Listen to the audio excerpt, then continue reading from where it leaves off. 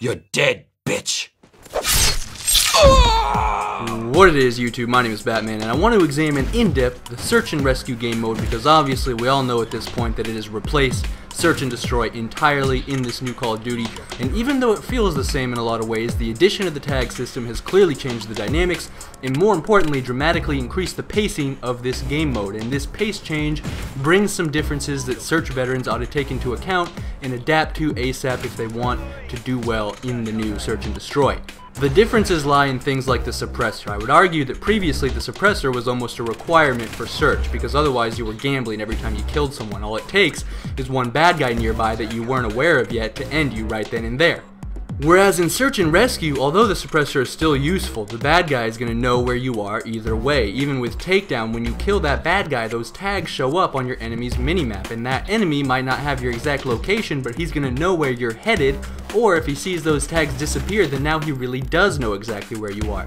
And that's something you want to think about generally, is what's showing up on the enemy's minimap. They can see all their dead allies' tags, and they can see when they disappear, and you also should keep that in mind. If you see blue tags on your minimap disappear randomly, there's a bad guy there. Look alive, son. Now, dead silence is an absolute must in search and rescue. Generally speaking, what I'm saying these days is that footsteps are the new UAV in Ghost, but that's especially true in search and rescue because the sounds are so few and far between, and you're inevitably going to end up in much closer proximity to your enemies for the sake of picking up tags, and as they also want to pick up tags. I do not, however, recommend Amplify as an absolute must, and this is personal preference. If it works for you, go for it. But I was actually having some technical difficulty with it in that, yeah, I could hear enemies at a much farther distance, but it reached a point where I couldn't tell for sure if that was an enemy or a teammate. And then, when the enemies got too close, the sound was so loud I would completely lose directional hearing. Like, it would literally sound like they were right on top of me at all times, and so I would just be spinning around in circles. And if you're in like a building like on Flooded, each side has 3 stories. I can't tell if they are above me or below me or on the same floor. And on top of all of that, once you are hearing footsteps that close by, and it could just be your teammate running right next to you that you know about, it drowns out the sound of everything farther away. And, of course, since it picks up on dead silence, you still have to listen to your own footsteps too. So it's just a clusterfuck of sound, and I think it needs a patch, and I'm not feeling it, especially because even without Amplify, I can hear everyone's footsteps just fine. They're very loud. Another 2 perks that are going to come in really handy are Ready Up and Ping. They are both very useful.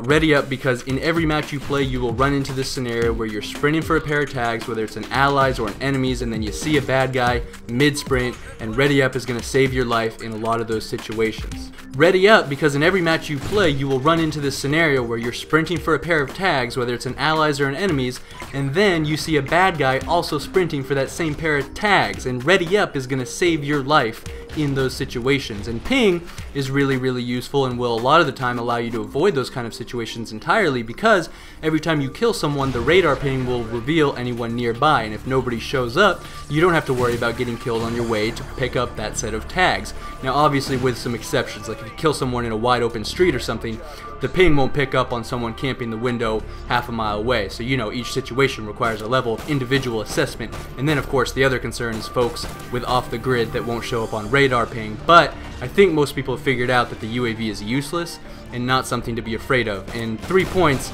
is a lot to waste on such a thing. So there's a risk, but most people won't be running it, and the ones that do are foolish anyways. And a lot of your setup will inevitably be based on what gun you're using, and that should be based on the map you're playing, but always have something ready to give you an edge in a close quarters to point blank scenario, because those kinds of scenarios are inevitable when every pair of tags that drops is extremely valuable to every player on both teams, and thus everyone will be trying to get to the exact same spot on the map, often at the exact same time.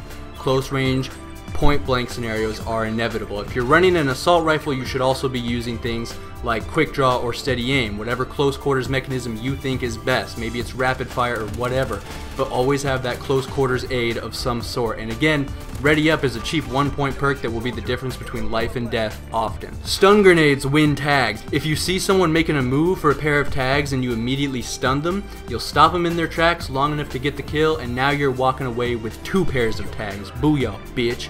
I highly recommend the IED Lethal, and just put it down as soon as you can because it will stay up even after you die. And if you're intelligent about placement, it's almost a guaranteed kill every match. Now for streaks, you can go one of 2 ways. For the most part, SNR isn't great for streaks just because it's hard to build up the points, even with the support setup without having to worry about deaths, resetting everything. At only 1 point per kill and 1 point for every bomb plant or defuse, even reaching something minor like ballistic vests at 8 points isn't guaranteed.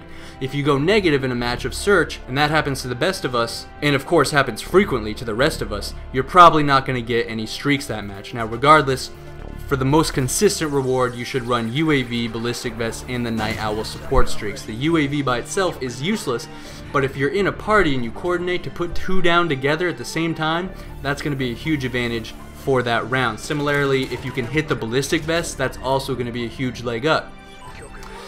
Because a ballistic vest is like a guaranteed victory in a single one-on-one gunfight, which isn't a huge deal in other game modes, but in search and rescue, 1 life is generally all you get. So if everyone on your team were to pick up that ballistic vest, that's a guaranteed round win, theoretically. And if you have a party, you let them know to pick it up, or if it's just randoms, you can announce it into the mic as well. People are generally open to the idea of extra protection. And then, what's cool about the Night Owl is that it's low enough to where it's an attainable streak in a single match, but it's still very useful, whereas something like the ammo box you can get every match, but it's mostly useless because people aren't going to be running out of ammo.